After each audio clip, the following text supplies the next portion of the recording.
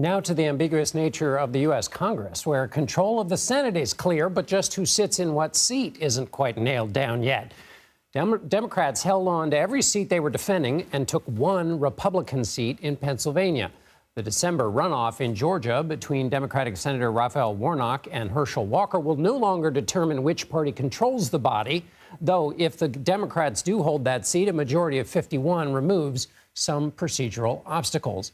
In the House, CBS News estimates Republicans will hold 214 seats, just 4 short of the 218 needed for a majority. Democrats hold 210 seats. There are currently 11 races that have not been called. 10 of those races are considered to be taking place in battleground districts. But already Republicans in the House are debating who will lead them. Some of them met on Capitol Hill Monday. And for more, I'm joined by CBS News congressional correspondent Scott MacFarlane.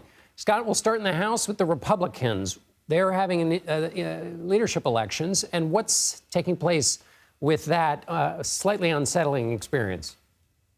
Well, a lot of this reminds me of previous leadership elections. I remember it was messy after the 2006 midterms when Democrats swept in. It was messy after the 2010 midterms when Republicans swept in.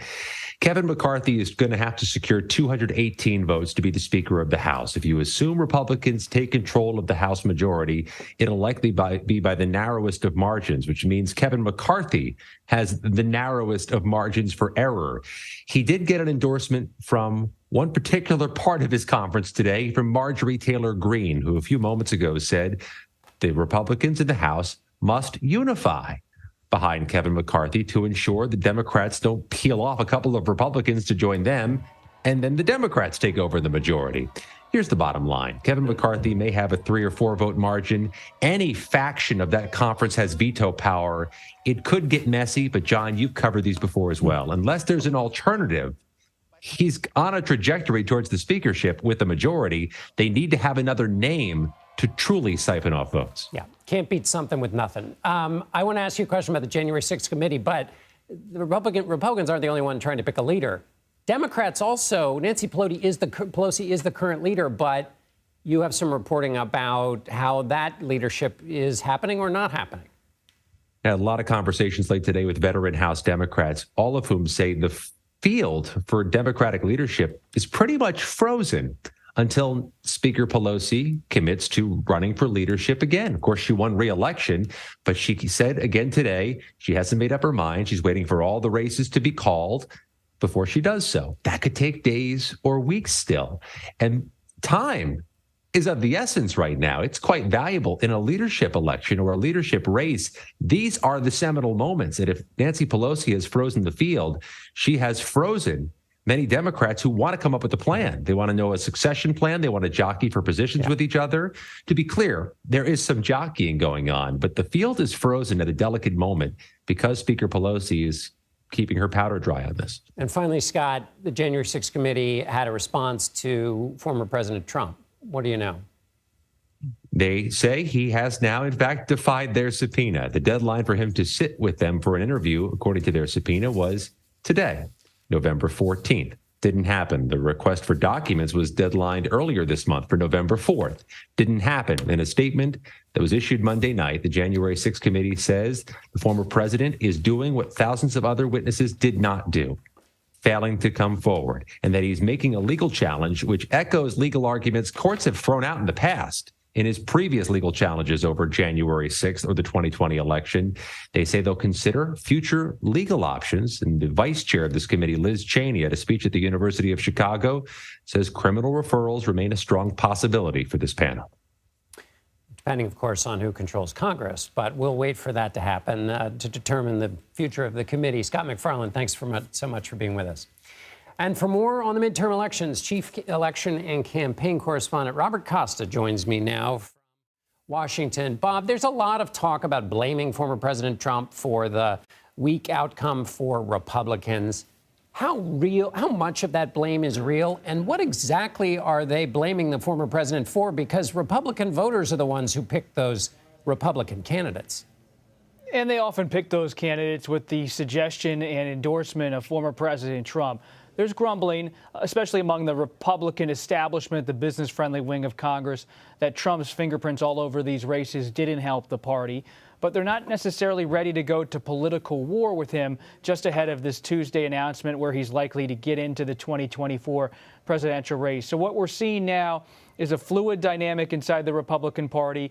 And you see Trump's allies like Senator Rick Scott of Florida defending their position, their endorsement in support of candidates like Herschel Walker in Georgia. McConnell, though, as you noted, a lot of Republicans, including McConnell, got behind candidates like Herschel Walker, who were seen by many Republicans as flawed, but they did have the Trump imprimatur on their candidacies. And it looks like the Trump supporters in Congress, because of what happened on Tuesday, are not necessarily ready to challenge in a serious way Kevin McCarthy for the leadership. He's a Trump ally. Or to have the votes to challenge someone like Leader McConnell in the Senate. So this might sound abstract to people and these people who are fighting for their positions of power and all of this. But at its heart, isn't this really about what Republicans judged the last election was about, where they succeeded and where they failed, because that sets the heading for the future? So based on your reporting, what are you hearing is the sort of range of responses or range of interpretations about what actually happened last week in the election?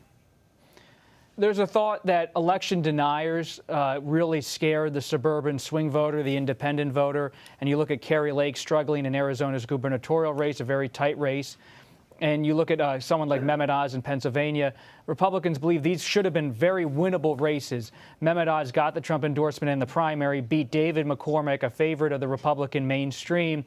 And then Oz struggled to balance having that Trump endorsement while also trying to cast himself as independent to voters in the final swing. It was so telling in that final week in the Pennsylvania race to see Oz bring Senator Susan Collins of Maine to be with him in the Philadelphia suburbs, and just a couple days later be with former President Trump at a rally in western Pennsylvania. And that tension was at times confusing in the minds of many longtime Republican strategists who believe voters didn't have a coherent idea of who exactly these Republicans were, where they stood inside the party on issues like abortion, election integrity, democracy issues. Would they accept defeat?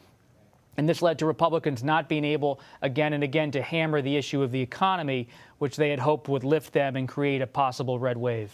So this sense of confusion about the future of the party seems to have manifested itself a little bit, at least, in some what we would have called movement conservatives back when the lines were clearer in the Republican Party. A letter sent by some of these movement conservatives, Ginny Thomas, the wife of Supreme Court Justice Clarence Thomas, and others in the movement have said, hold off on these leadership elections among Republicans in Congress. Is anyone paying attention to that letter? What's your sense of the leadership race, even for McConnell? You mentioned that McCarthy seems to be in stable shape. What's your read on it?